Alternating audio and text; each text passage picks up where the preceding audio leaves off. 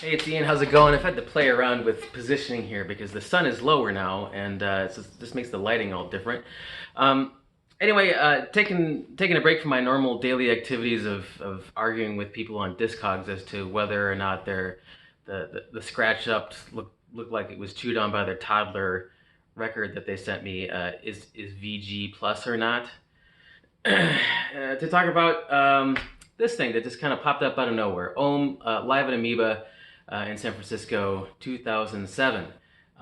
Basically, I lucked out. I happened to see the tweet, and there's 500 of these, hand numbered. I got number 353.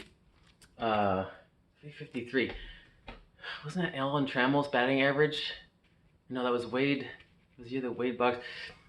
This is starting to disappear. There was a time when I would just hear numbers like that, and I could tell you someone who hit that was their batting average for a particular year. I think Wade Boggs hit 353 one year. Alan Trammell had, was it maybe 343 he hit one year? I digress. What were we talking about? Ohm, live at Amoeba, 2007. So, as I say all the time, I used to live in San Francisco. Used to work near Amoeba. Used to go to Amoeba all the time. And I've seen lots of bands at Amoeba. I saw Sonic Youth at Amoeba when they were supporting Bury Street. I saw Fantomas at Amoeba when they were supporting, there was that record they did where it was a bunch of like movie soundtrack covers. That was the one time I've ever seen Dave Lombardo play drums. Oh, I know I've seen more. But anyway, this happened after I moved away. I moved away in early '06, and this was in the fall of '07. Here's my dog. Hey, baby. Hey, baby. Hey. And anyway, this is just a cool little document. This sounds like it was just a room mic. If you look, there doesn't appear to be any mics on the drums. It does sound like there must be a bass drum mic, so maybe there's one hidden in there. But otherwise, it just sounds like a mic in the room, and it sounds surprisingly good. So, you know, it's like a, you know, high quality bootleg is what I would call it. And it's them it's playing the full album of Conference of the Birds, their second album.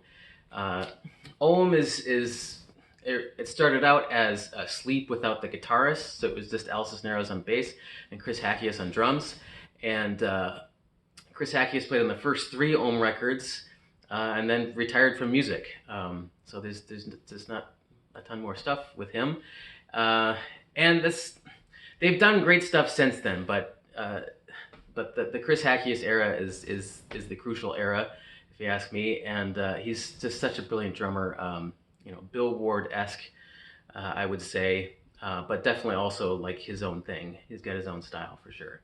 Yeah, they played it in reverse order, as you know, it's just 2 long songs is what that album is, and so on the album it's At Giza and then Flight of the Eagle. Here they play it in reverse.